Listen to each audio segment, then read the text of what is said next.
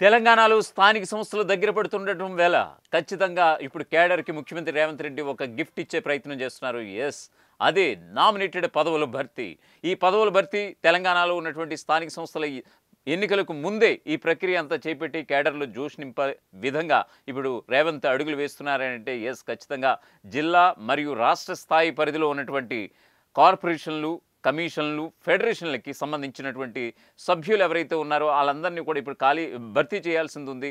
So ఈ క్రమంలో party పరంగా పదవుల భర్తీ అనేది ఇప్పుడు చాలా ఇంపార్టెంట్‌గా తీసుకోబోతుంది రేవంత్ రెడ్డి సర్కార్. ఇప్పటికే పార్టీలో మిగతా పార్టీల నుంచి ఇప్పుడు కాంగ్రెస్‌లోకి వచ్చిన వాళ్ళకి కూడా ఇప్పుడు నామినేటెడ్ పదవులు ఇచ్చి కాస్త సంతృప్తి పరిచే యోచనలు ఉన్నట్లుగా తెలుస్తుంది. అలాగే గత కొంతకాలంగా తమ భుజాలపై పార్టీ జెండా మోసుకుని చాలా కష్టపడి పనిచేస్తున్న వాళ్ళందరినీ కూడా గుర్తించి ఖచ్చితంగా వాళ్ళకు కూడా సరైన గుర్తింపు ఇవ్వాలి ఈ నామినేటెడ్ పోస్టుల ద్వారా అనేది కూడా రేవంత్ రెడ్డి సర్కార్ యోచనగా తెలుస్తోంది. సో ఈ క్రమంలోనే ఈ నెల 16, 17 తేదీల్లో ఖచ్చితంగా పీఏసీ మరియు పీసీసీ సభ్యులు సంయుక్తంగా ఒక భేటీ కాబోతోంది.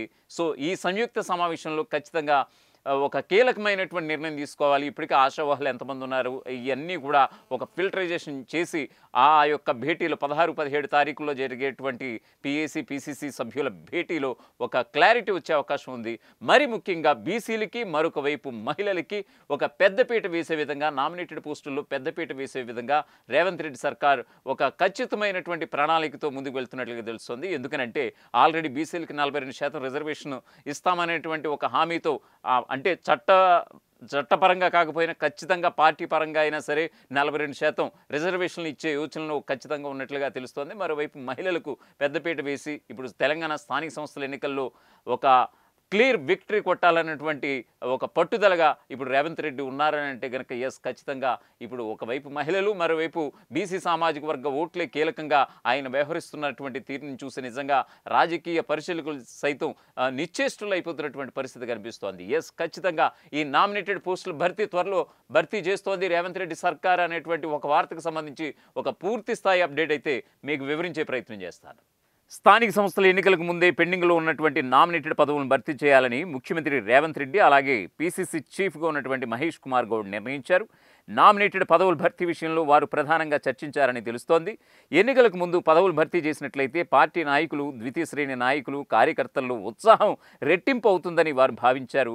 జిల్లాల వారీగా ఇన్ఛార్జ్ మంత్రులు, పార్లమెంటు ఇన్ఛార్జీల నివేదికలతో పాటు ఆశావహుల జాబితాలను పరిశీలించి అర్హులైన వారికి పదవులు ఇచ్చేందుకు జాబితాలు రూపొందించాలని నిర్ణయించారు. నామినేటెడ్ పదవులకు ఎంపిక చేసే విషయంలో సమతుల్యత పాటించాలని వారు భావించారు. ఇందులో బీసీలకు, మహిళలకు ఆర్థికంగా ప్రాధాన్యతనివ్వాలని నిర్ణయించారు.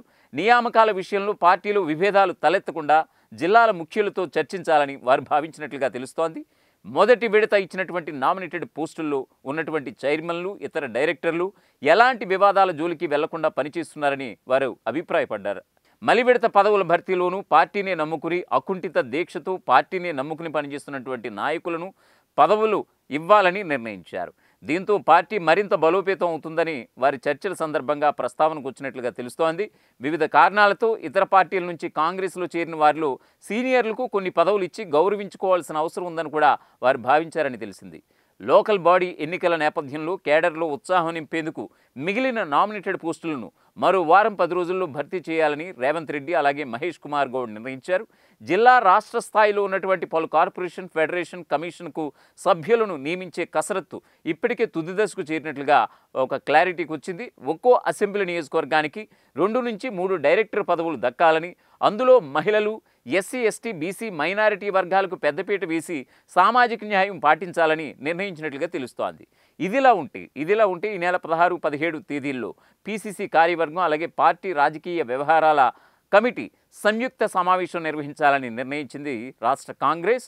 ఇక బీసీ రిజర్వేషన్ల కోసం తాము చేసినటువంటి ప్రయత్నాలు అన్నింటినీ వివరిస్తూ కూడా భవిష్యత్తులో ఏ విధంగా ముందుకు వెళ్లాలన్నటువంటి అంశాలపై పీఏసీ సభ్యులతో చర్చించాలని నిర్ణయించారు.